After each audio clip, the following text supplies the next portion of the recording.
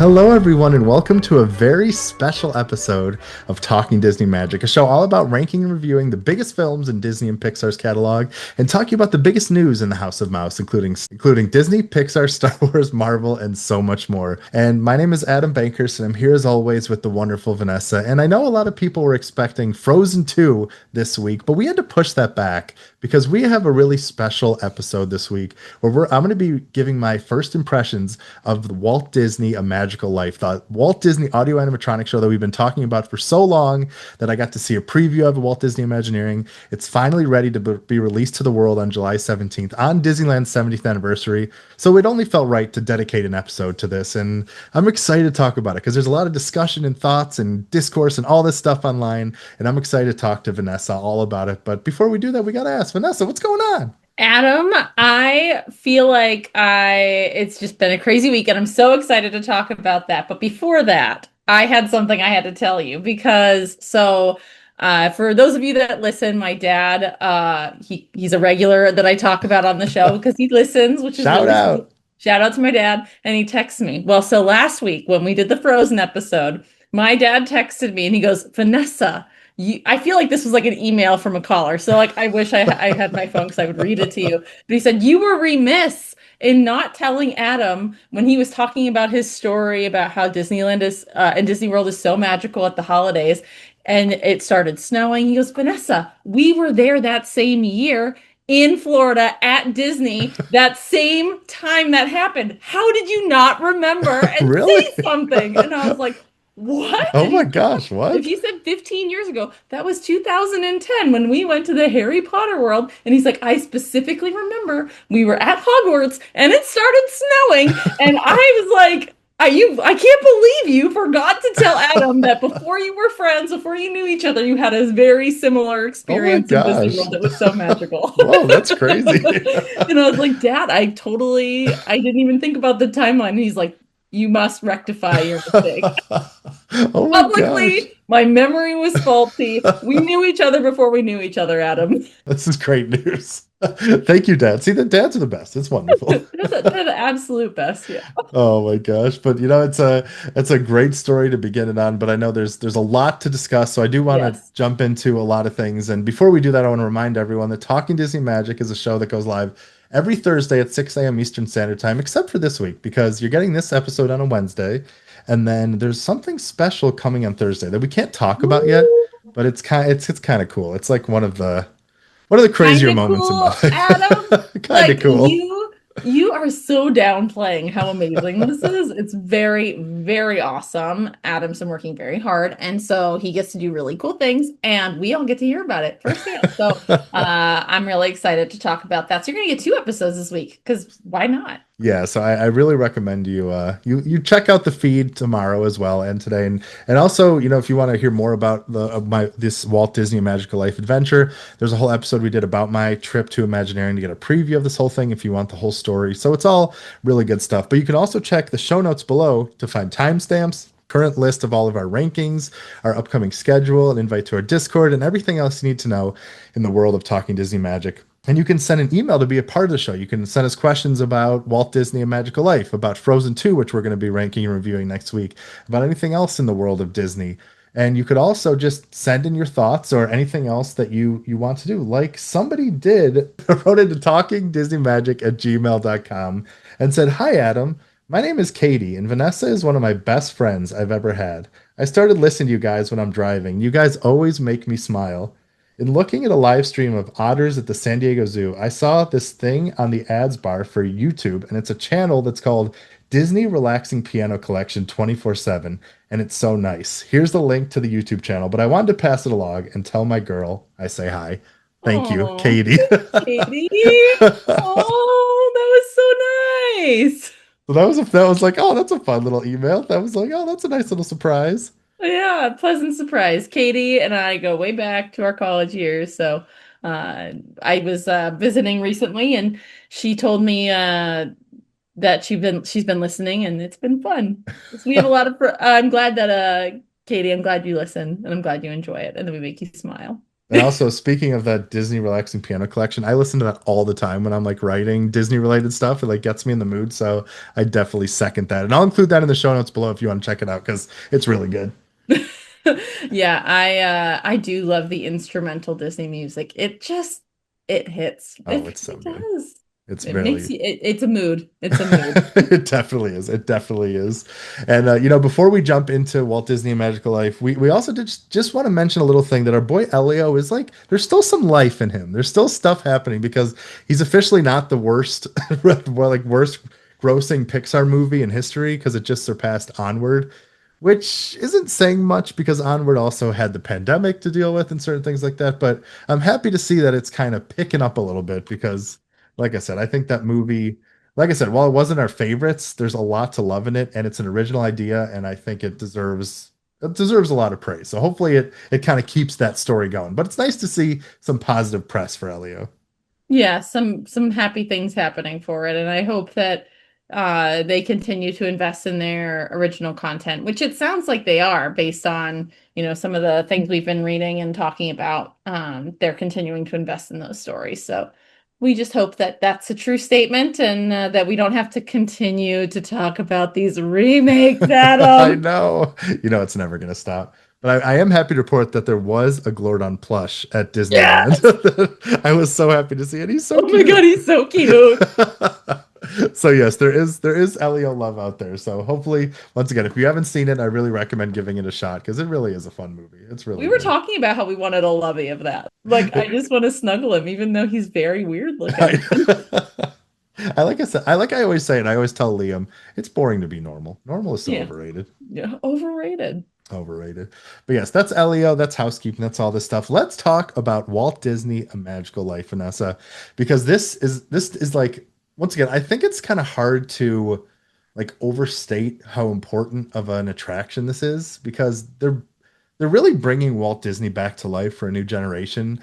They're this show that they have at Disneyland at the Main Street Opera House that's running in tandem now. Well, after its initial run with great moments with Abraham Lincoln, their kind of play at keeping Walt alive. Like they don't want Walt to just be like a Colonel Sanders or a Betty Crocker, like a brand. Like they want people to realize that he was a real person, that he had dreams, he had failures, he had all this stuff, and they want his story to remain relevant because as you get to newer generations, people kind of lose sight of that. Because back in the day, Walt was on TV every Sunday. People grew up with Walt with like the Disneyland show and with all these other things. And even recently, obviously, there's a lot of stuff. But as you grow older and it gets kind of farther and farther away, there's a chance people could lose sight on this. So they really are making this as a play to keep Walt's story alive and hopefully inspire others and do all this stuff. And he's going to kind of have a permanent place at the only park that he ever walked in. Because if people don't realize, Walt planned a lot of Walt Disney World, but he actually passed before it actually opened. So this is his park. Obviously, he had an apartment there. He lived there. This was his big dream, his big goal. So this whole story is a very fascinating one that they've been working on for 7 years, and obviously they've been talking about it for decades. How they can kind of keep Walt alive in the park, and even the Abe Lincoln Audio-Animatronic was one of Walt's biggest passion projects. So it's kind of like a full circle moment here. And like I said, we talked a lot about this in my trip to Imagineering, where I got to hear about the story behind everything, how they really have the family involved, and how the Walt Disney Family Museum is involved, and they donated a bunch of artifacts and all this stuff. But I finally got to see the show, and it was a very surreal thing because I didn't get to see the audio animatronic when I was at Imagineering. So this is really the first time I was able to actually see the show, and it was kind of a very surreal moment, Vanessa, for real. Surreal as in it felt like he was really there, or surreal as in like they missed it. Or So both. yeah, so I think that it's an incredible accomplishment that they did. I think the audio animatronic, the technology and the fluidness and the motion of it and the way he gets up, like he's leaning on his desk, which he's been known to do a lot. And this is the first time an all electric audio animatronic figure has been able to like lean and stand up. So he actually gets up off of his desk and stands up, and he moves his hands, and he puts his hand on his back, and he has all these motions and mannerisms that they've watched with the countless archival footage that they've used, and they've done such incredible work in like skin technology and making him move, and it's just after a while, like I wrote in my piece, so you can read on IGN right now, on IGN.com right now. Like after a while, you forget that you're looking at an audio animatronic, and you really feel like you're looking at a person. I mean, it's really incredible what they did. And I will say, like when I saw the model of Walt Disney, it looked like Walt was in the room. Like, I mean, and also I got to go right up to him and like literally go right next to him and see everything, and it looked just like Walt. And I will say, I think there's a bit of an uncanny valley in the audio animatronic and like the face. Like it doesn't look 100% like Walt, like I thought it was gonna look. But that worry kind of goes away when you kind of see it and you hear the story and you understand the meaning behind it and what this means for the future and how you understand, like, Walt. And I'm not trying to like give an excuse for Disney because I think it's really good, and I think it looks so much better in person because a lot of people are sharing clips and videos online, and it's like I feel like that doesn't really do it justice. And I think it's kind of getting a bad rap because, yeah, like I said, it's not perfect, but they did a really, really incredible job. But also, one of Walt's like most famous quotes is how Disneyland will never be finished as long as there's imagination left in the world. And I think this will just continue to improve and get better and better. Like they've done that with the Hall of Presidents at Walt Disney World and all their stuff. And I think it will, like, as the technology grows and everything, it'll continue to be in a better and better place. But what they have now, I think, is so special and important and incredible because what's so cool about this show is that you only really see Walt for like 2.5 minutes. It's like you think it's going to kind of be this whole big show of him, but before they have this film that I think the version of it is playing at Hollywood Studios. It's called One Man's Dream, and it's like the story of Walt from the beginning all the way kind of up to him planning the Secret Florida Project, which is Walt Disney World. It covers Mickey Mouse, it covers Snow White, it covers all this stuff.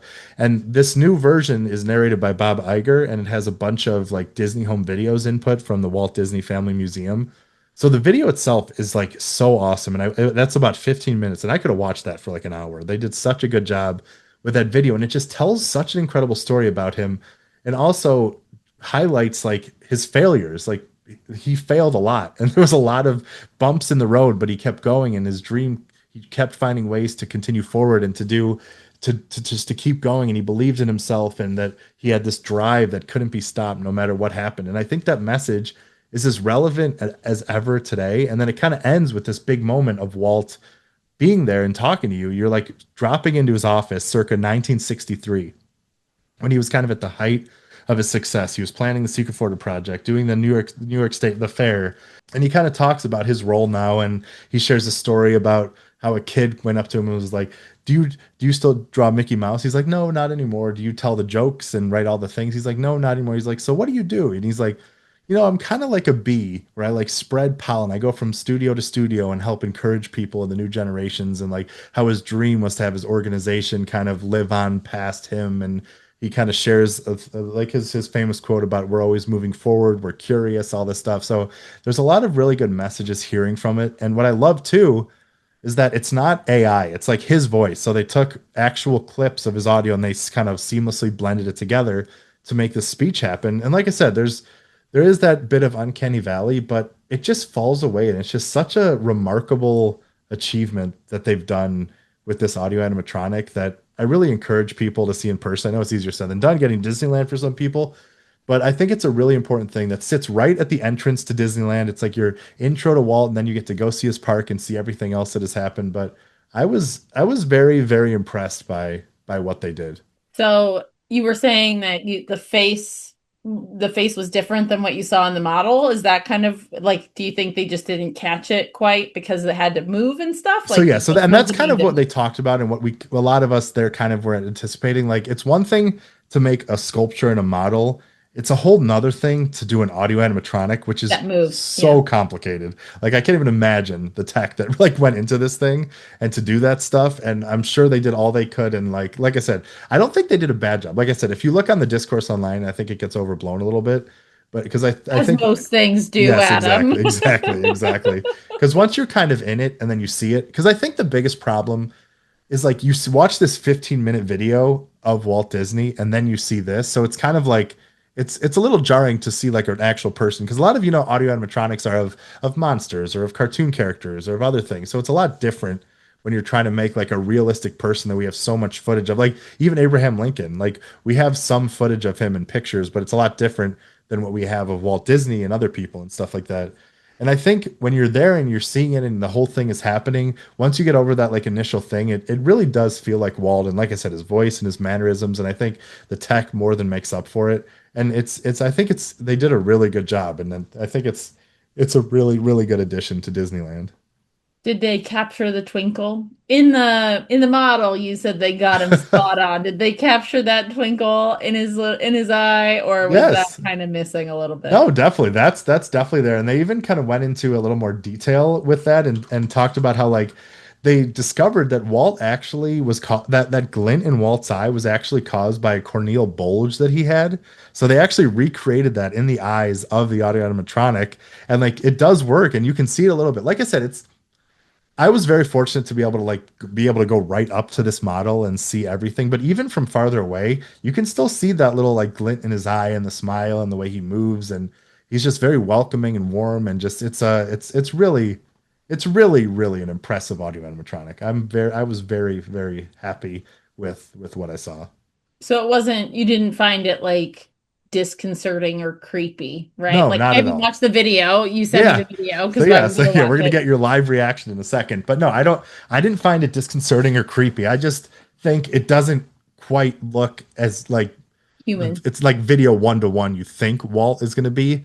But I think it's okay, and I think it's more than makes up for it with what they did behind it and the meaning of it and how they went about this and how they had the family involved and how they did all these other things. And like I said, that I think it will improve over time. And I think just getting it out into the public and having it be this way, I think it's because this thing, what I love about Walt Disney and Magical Life is it's more than an attraction. Like it's not just a show. Like Disney didn't have to do this. Like when I talked to a bunch of Disney experts for the Imagineering thing and for other people, and like what they all said is like this isn't like something that's going to drive traffic or make them tons of money, or they're not selling extra tickets for it.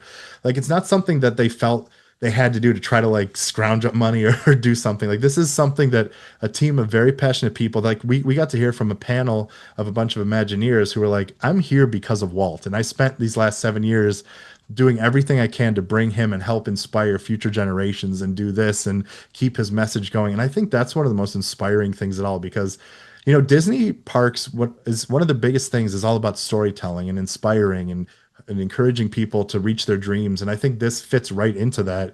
And you're actually hearing the story right from him and get to see, like, get a little peek into his office and what it would be like to like have him talk to you and look at you and do that whole thing. And I think that's the mark of a true attraction is something that kind of sticks with you. And I think the more I reflect back on it, the more think positively of it. And I'm just very happy that this is a thing that will be there forever. Like this will be a part of Disneyland and will continue to improve and get better and do that and do those things. And I think it's going to be a really important thing that hopefully will inspire other people to, achieve their dreams and see that it can happen and failures are okay. And it's important to work as a team and respect the people that helped get you to where you are. And there's a lot of good messages and lessons and footage and historical things that I just absolutely loved. Well, and I think you're right. A lot of these like old brands just become like the people become the brand and they're not real anymore, Yeah, right? And I think if people just go to Disney World and they're just passing fans and they're not, in the fandom or whatever, or even if they are, they don't know or understand like the depth of the struggle right. that went into a lot of these things. We talk about it a lot with regards to the specific movies that we're talking about or where it's relevant. But I think in general, even outside of Disney, everybody sees success and thinks it's just easy for Yeah, people right. and doesn't, and especially I feel like in newer generations because the storytelling has become so instantaneous and because it just the content is easily accessible, like people just think, oh, they're famous and like it's so easy for them and they don't have to work super hard They're and so they lucky never they failed got at this, anything, they're whatever. so Yeah. lucky. And it's like luck is what you make of it. And I think there is something to be said, like luck does sometimes just happen, Yeah, of course. but Of there's course. obviously the work that has to be done so that when the door opens, you're ready to take the steps through the door. Yeah. And a lot of times doors will open and people could be lucky, but they don't even see that it's open because they haven't been watching for it. They haven't been preparing for it. They haven't been looking for that opening. And so Walt put all his cards on the table and he Multiple constantly was times. happy, like so many times, and was And lost. okay and lost. He lost everything. He bet on the house and he lost. And so, Universal literally stole Oswald the Lucky Rabbit and all of his like most of his artists from him like right under him, and he just came back and was like Mickey Mouse. Like it's a crazy story that just like is amazing. and he could, have, there were so many times you talked about this Cinderella, right? Like he could have just walked away and Yeah. instead he said, one more time, let's do it one more time. I got it in me one more time. And I think that that's inspiring. And it's important to be able to see that these figures that have become larger than life and have transcended beyond their like mortal coil basically into these figures of like fantastical figures that you just apply all these feelings to show that they were really people at one point and that they had a life and they had these failures and like that could be you someday, or maybe not in that same way, but you could still mean something to everybody and Oh do yeah. these things and fail and still and live a beautiful life. 100%, 100%. And I think that's beautifully said. And I think it's kind of accentuated too by the care that was put in on that side and also towards the family. Because like I said, they put since the begin basically near the beginning, they had the family and the Walt Disney Family Museum, which is in San Francisco, involved a lot in making this happen. So this isn't something they were just doing behind closed doors and like, oh, the family will be fine, whatever, whatever. And like one of Walt's granddaughters has been kind of vocal about how she doesn't believe Walt would have wanted this, and he said that he never wanted this, even though there's no like actual like footage of him saying that. But what I loved most about this presentation is they brought on the director of the Walt Disney Family Museum, who I got to speak to after my Imagineering trip. Her name is Kirsten Komorowski, and she said a quote that just kind of meant everything. And she said, "Yesterday, three generations of Walt Disney's family were here and viewed the show. And they were so moved and so touched by it. They also really appreciated the film because that tells the story of Walt the man and that he's more than a brand anchored here in the park that he created. And also the youngest generation, the little ones, we couldn't convince them that this wasn't a real person. The family also thought that Walt would have really liked this, that intersection between art and technology, and that he would have been very honored. And I think that's what's most important when you're like literally bringing someone back to life in this way, that they do it with care. Because, like I said, this could have went two very different ways. Like it could have felt, like I said, like a cash grab. They're trying to just have a new attraction, do this things, but they like speaking to these Imagineers. That's why I love my job and what I do and being able to speak and hear these stories and help tell these stories, because I think it's very easy, especially with a company like Disney, to get kind of jaded by the money grabbing and trying to like get every nickel and dime and all this stuff. But the people like that make this stuff happen are just like us. They are so passionate and they are so inspired and so in love with what they do and with these messages and doing it right by Walt and by their families and their kids and stuff. And it's just so inspiring and amazing to see that kind of passion. I mean, that's what you live for, to have that spark, to have that love, and to be able to put that care and just put everything in and really feel that you're doing right by all the right parties. And that's what I think really sticks with me about Walt Disney and Magical Life is, like I said, the face aside, the tech aside, the advancements, these incredible things. That's like the cherry on top. But really, it's the legacy that they're doing for Walt, and also on top of it, the inspiration that they're trying to give future generations and the care they're putting into it. That's what really, like, that's what I felt with Tiana's Bio Adventure, how they really paid homage to, like, the Chase family and the people and all the family and the culture in New Orleans and the everything that inspired the Princess and the Frog. That's what like makes the difference between an attraction and a ride and something like this, where it has so many more layers and levels of importance than just being something that you do for just entertainment value. There's so much that goes into it, and that's what makes this so special.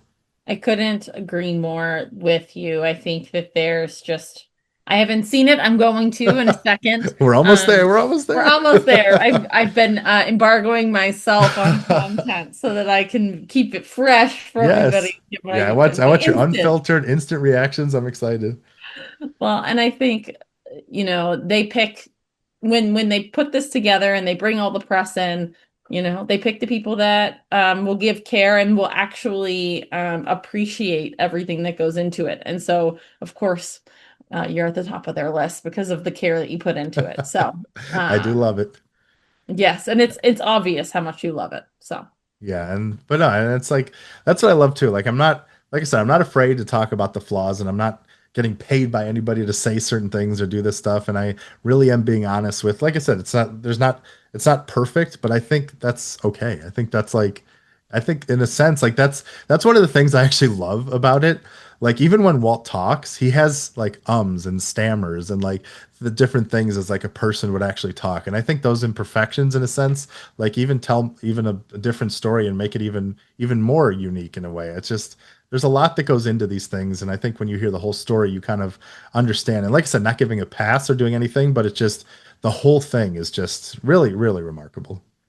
when you look at it overall as an attraction slash experience, what grade would you give it on our tier list? Where would it fall on our if we had a ride tier list? Where would this shake out? Ooh, that's a really good question. That's a really good question. I think I'd probably like if I had to say it right now, I'd probably be near like the top of the A, I would think maybe. Like I think it has the potential for an S, and I think a lot of what it does is S categories and stuff. I mean, like I said, maybe I would have liked to see a little more of Walt or like a little more of the video or certain things here and there. Definitely one of the highest probably A's I could give. I would say right now, it's really impressive. Yeah, I wasn't sure if you were going to go S or not, but I wasn't sure if you felt like Walt at the end, there was enough of him, or if like maybe it would have been better at the beginning, or Yeah, like, yeah. I don't think like I think there's like 2.5 minutes, and honestly, like I think that's okay. I think it's like kind of I wrote in my IGN article that I was proud of. I said it's kind of the proverbial Mickey waffle on top and spectacular like grand finale is that it's a nice thing because I think the chunk of the story of that video, which is just amazing, is just like seeing the home videos and his everything that's old videos of him, doing his first drawings of Mickey Mouse and walking through Disneyland and Snow White premieres and all this stuff. I think is such an incredible way of telling the tale of this man in like 15 minutes and giving you an idea of what he accomplished and how we could have failed and not have any of this happen. And I think the Walt Disney Audio-Animatronic is a worthy like finale and a really awesome thing. And like I said, it would have been awesome if we were there for like 15 minutes and he had this whole thing and he was walking around and doing that. Sure. But I think it's like a really nice thing and once again, I think it shows the restraint on the team itself where the focus is more about the story than like this, like, the ooh, tech. this big doodad, which is still incredible. Like I said, breakthroughs in tech that I think we'll see in like spades and future Disney attractions and parks that I think done here today will make future things so much even better and more realistic that I think are amazing. But I think I was like, I actually am kind of okay with it being shorter because I think once again, this mission of this attraction is the story of Walt. It's not necessarily the audio animatronic, if that makes sense, even though it's kind of like a weird thing. Like obviously that's the big ticket item and what you're coming to see in that big moment at the end, but it's the message of Walt, but even greater, it's the message of achieving your dreams and not being afraid to fail and not and taking that first step and doing stuff that I think is the focus, which I'm actually happy about. Yeah. No, that makes sense. So yeah, but yeah, why don't we give you a chance to see? Because I'm curious to Right. see your reaction. So I'll input the audio here. If you don't want any spoilers, you can. It's about 2 minutes, so you can fast forward a couple minutes. But I'm gonna input some of the audio, and you can check out the full scene of Walt Disney's audio animatronic right now on my Instagram or TikTok. I'll include a link to my Instagram below so you can check it out. But Vanessa, here we go. Well, my greatest reward, I think, is that I've been able to build this wonderful organization, and also to have the public appreciate and accept what I've done all these years. That is a great reward. But all individuals are different, I had a brother who I really envied because he was a mailman. But he was the one that had all the fun. He had himself a trailer, and he used to go off and go fishing, and he didn't worry about payrolls, that story. He just had picture grocers or anything. And he was the happy one. I always said he's the smart Disney. You know, I was stumped one day when the little boy asked, "Do you draw Mickey Mouse?" And I had to admit I do not draw anymore. Well, then you think up all the jokes and ideas. No, I said, I don't do that. Finally, he looked at me and said, "Mr. Disney, just what do you do?" Well, I said, sometimes of myself as a little bee. I go from one area of the studio to another and gather pollen and sort of stimulate everybody. I guess that's the job I do. You know, there's a lot of satisfaction in developing ideas into realities, but there's really no secret about our approach. We keep moving forward, opening up new doors, doing new things, because we're curious. And curiosity keeps leading us down new paths. We're always exploring and experimenting. We're interested in doing things that are fun, in bringing pleasure and especially laughter to people. But I only hope that we never lose sight of one thing. It was all started by well, so I can see what you mean. It's not perfect for sure. It's like there's like awkward mouth movements and the face really like doesn't always match 100%. But I can see what you mean about the more the time that goes by, the more, I don't know if it's that we suspend disbelief or if it gets better. Like if there's like, I know it's kind of a weird thing to try to discuss. I'm like trying to triangulate. Yeah, I know it's very strange seeing something like so close to being so real, but it's like I said, your brain is trying to like, what am I looking at? You know what it reminds me of is you know what movie was it where they did the animation that was supposed to like look like people, like 300 or whatever that movie was, where it was like almost real, like photorealistic. It wasn't a Disney movie, it was another like adult content. Sure. I can't remember what it was, but it was like one of those like, you know, Spartan type things. I don't even remember what it was. But my point is that it's animation, but it's supposed to look like real people. Gotcha. And there's just this like not quite like that's how it felt. Yeah. And then again, like it starts to like get to this place where you're like, is it getting better? Like I heard your voice like, oh, it got better with time, and I was like, am I different? Or is this different? And then like when he stands up, which I love, I think that's like a big moment where it just feels like so, like I said, it's like you're starting to feel like, oh, it's a person. Then he stands up and it's like it's kind of evolving and growing into what he's doing, and more than just like a figure just standing there or sitting and stuff. Yeah, it's a very weird thing to kind of grasp what they kind of accomplished here. Yeah, no, I think that it's really like, and some of the motions don't quite work the way that you think that they should. And I think maybe it is Walt's mannerisms. Like I'd probably have to watch more videos and things like that to like be like, yeah, that's what it is. But I can see how this is like from a tech perspective, like leaps and bounds in terms of advancement. Oh yeah. And then I can also like understand people are like, you know, it's not enough, you know. But I could see how, as the culmination and the cherry on top of your little proverbial Mickey Mouse waffle sundae, I could see how it would be a really and then, again, I got emotional like at the end. They played the Wish Upon a Star. Oh, like they really know how to get me.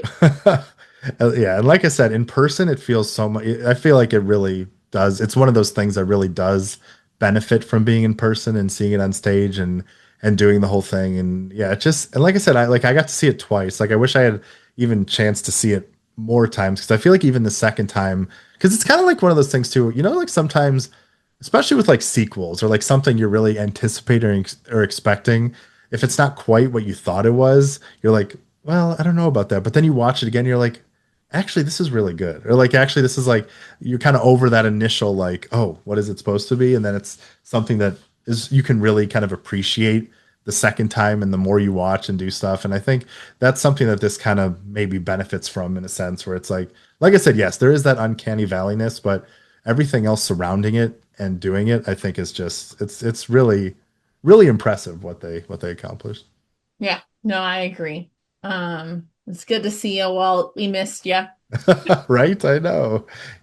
Yeah, but it's yeah, I mean, and that's what I love too. Like, they got the suits, they got the rings, they got the like everything that made Walt who he was is kind of there. And like you said, the mannerisms, you may not know it, but that is a lot of what he did. And they showed us like kind of reference footage that they captured in, and like the way he leans back on his desk and sometimes like taps his fingers. There's like so many little things. That's what they talked about, which I, love so much. It's like the little It was things more that, the movement, the fluidity was yes. more the thing that I was like, I don't know if that's a Walt thing where he's like not that like it was not very fluid, but Yeah, like right. Yeah, but yeah, that's like it's all about the little things that they tried to capture, which I think really makes or breaks things. And yeah, just like I said, even just the little movements of standing up from his desk and sitting back down and settling and looking around. There's like something special in there that I'm very, very impressed by. well, and seeing him I'm looking at the still footage right now, just like the still image of Oh him. yeah. It looks great. Yeah. I mean, no notes on the still. The movement maybe, but the still looks real. He looks like a person. Yeah, Well, hopefully Adam, it's once. just going to mean we have to go together again to see it I again. know, I know. You definitely have to see this in person. I'm curious to see the whole thing and do the whole and see the experience because I think what's cool, like when you walk into the Opera House, there's an exhibit called Evolution of a Dream, where the Walt Disney Family Museum donated 30 items from Walt, like Walt's collection, including items from his items from his apartment that hadn't been seen. They've never publicly been seen at Disneyland since they were actually in his apartment when he was living there. So they recreated it behind glass so you can see what his apartment kind of looked like. And they had a bunch of his awards that you can see, including my favorite, which is a plaque from the Racing Pigeon Association that honored him for the greatest contribution ever made to the sport of racing pigeons, thanks to the 1958 film The Pigeon That Worked a Miracle. I'm like, that is amazing. That makes me laugh every time. How random. I know, right? I was like, It's what like is J Fatty this? is Toad. I know, it's It's so hilarious. random. But yeah, they have stuff like that. And then there's also a whole exhibit about the history of audio animatronics where like if you know like Walt's history, there was this little like bird in a cage that he had on his desk that was kind of one of the inspirations that he got, I think, from a store in Louisiana that kind of inspired him to start this audio animatronic journey where he's like, break this down, let's see what this is. And the team went to the same company that made that original one and got a replica, and it's there where you can see that. And there's also like Pirates of the Caribbean met like audio animatronics, and It's a Small World, and the birds from Enchanted Tiki Room, so you can kind of see the history of audio animatronics before you actually go into the show, which is cool. And there's a bunch of like other videos from people talking and stuff. So there's like a really nice exhibit that's kind of preparing you for what you're going to see. And then at the end, there's also this mural and this whole thing of the history of like 70 years of cast members and how important they are to Walt Disney Company, which I love because obviously it's the people that make them Disney magic. Like people talk about the Disney magic. It's all about the people that bring Shout it out to to the life. cast members for Yes. sure. So I'm really glad to see that they're kind of featured when you leave that experience. So yeah, there's a whole thing that goes into this that tells this whole big story of Walt, the Walt Disney Company and the cast members and the history. It's just when it all comes together, I'm just so glad that this is something that will always this isn't like I said, it's not like a limited time experience. It's not something like this is a permanent stay that will hopefully just inspire and tell the story of this for, I mean, forever. We'll see, but it's really, really cool. I'm glad that you got to go. And that because you, I think, of all people would appreciate it the most. Really, and it's really cool to be able to, go to Imagineering and talk to them and see that and see the evolution and see it come to life and do the whole thing. And it's just like, I'm very curious to see, like I said, what when it opens on the 17th, which is the same day Disneyland turns 70, like what people think. And once again, how it evolves and changes. Cause that's one of Walt's biggest things is like what happened yesterday doesn't matter. It's all about tomorrow. So like, how will this evolve and get better and do that? Like, I think there's a lot of things to look forward to with this and Disneyland as a whole. But it's an interesting thing that they're planting their flag and finally doing that. And I think it was a really, really admirable job they did. Well, and speaking about the future and the things to look forward to, you have another episode that's going to be coming from us and something to look forward to this week. It, So stay tuned. it's true. It's true. Yeah. So you won't have to wait very long to find out another something that happened during this Los Angeles trip that you'll be able to find about tomorrow and on IGN.com. So make sure you stay tuned for that. But yeah, I just want to just kind of end this little chat by just saying I'm once again so thankful to Disney for this opportunity, for inviting me to be a part of this whole thing and to be able to experience this. And I know, like I said, Vanessa and I, we're very angry people. We hate a lot of things. We say this all the time. No. Everything's an F, Adam. No, I know we're very biased and we love Disney and we love this stuff, but like if you've listened to us for this many years, like we're not afraid to say if we don't like things or if things don't work for us. And I don't believe in just loving everything for the sake of it. And like when Vanessa and I speak, and I'm not trying to put words in Vanessa's mouth, but I like we really come from a place of passion and love and what we actually really believe in this stuff. And I think this Walt Disney A Magical Life is such an important addition to Disneyland. And is it perfect? No, but is anything perfect? No. And once again, I don't think that's a pass or an excuse for could they have made this better? Could they have made that better? Sure. But when you take in everything that they accomplish with this, the care, the history, getting the family involved, getting the Walt Disney Family Museum involved, doing this, really putting a focus on that video, updating it a little bit and adding even more of Walt and his history and his home videos. I think it's really something that honors Walt's legacy in a really powerful way that I'm very grateful for. And I think it's a really special thing that I encourage people to check out if they can and really give it the time, because like I said, a lot of people are going to see it online and are going to make their own impressions, and you know what, that's valid. That is what the internet is for and what everything is. But I think being able to walk into Disneyland, to walk into Main Street, the only park that the Disney park that Walt was in, to take a right into the Opera House, go through the exhibit, see the history of the park, the concept art, the history of audio animatronics, sit down, watch this powerful video, then have this finale of seeing him in his office and kind of exiting and seeing the history of the cast members and a little glimpse of the future of Disneyland. It's a very special thing to start your journey into Disneyland and just to appreciate what this place is and why it is what it is. And that's what I think I'm most grateful for and excited for the world to experience with Walt Disney Magical Life. I am excited for the opportunity to do it someday with you. We can cry together. Yes, I know. Hopefully, Were there hopefully one tears day shed, soon. Adam? Were there tears shed? I shed some tears There was some. when you I wish heard some upon a star. sniffles. I heard some sniffles. There was some stuff for sure. I got a little teary. It was like it was very. It was a very like powerful experience for so many reasons that we've talked about. There's a lot that goes into this, into being there, being a part of this. There's a lot of emotions that were had this week. I felt like this has been one of the biggest roller coasters of my life for sure in the best ways. So it's pretty cool. But yeah, I think that's enough of the tale for today, Vanessa. And the exciting thing is you're not going to have to wait too long to hear from us again, because we have another episode coming tomorrow that we can't talk about yet, but we will soon. And you'll be able to hear that on Thursday at some point. So make sure to check your feeds and all that stuff. But I'd really love to hear people's thoughts on Walt Disney Magic Life. Like, are you planning on seeing it? Are you going to see it on Thursday? Are you going to go this weekend, in a couple weeks? Like, we would love to know what you think and how they did, even from online or from your thoughts or what you want it to be. Please send it to talkingdisneymagic@gmail.com. Once again, that's talkingdisneymagic@gmail.com. And if you liked our show, we would love so much if you shared it with a friend, if you gave us a review, because it really helps people find us and helps us grow this community. And once again, always check the show notes below for timestamps, for things we talk about in the episode, for a list of our current rankings, our upcoming schedule, including that we're going to be doing Frozen 2 and the incredible documentary that we're going to be talking about next week, and an invite to our Discord, and anything else you need to know in the world of Talking Disney Magic. But until then, that's kind of our adventure. And did you have any final thoughts, Vanessa, before we sail off into the sunset?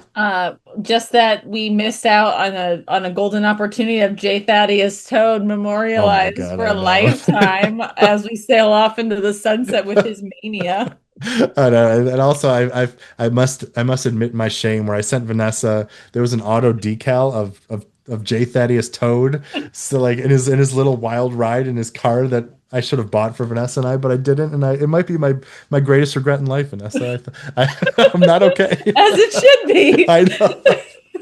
Oh my god. Hopefully I'll be back before then to rectify that. But I was like, oh my god. If I would have received that in the mail, Adam, I think I would have died. Like...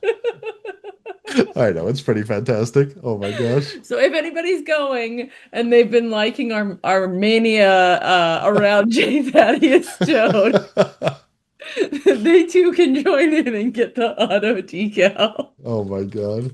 Make it happen. I promise you will not be disappointed. But yes, that is a beautiful thing. But you know what? On that note, I think that is the end of our adventure, and I want to thank you all so much for coming along for this journey and for supporting us and helping us make these dreams and these things happen. And Vanessa, thank you for taking the time late at night to be able to do this and record this. And I look forward to talking to you pretty soon about what's next. But for now, I hope everyone has a great day and or night and a magical week.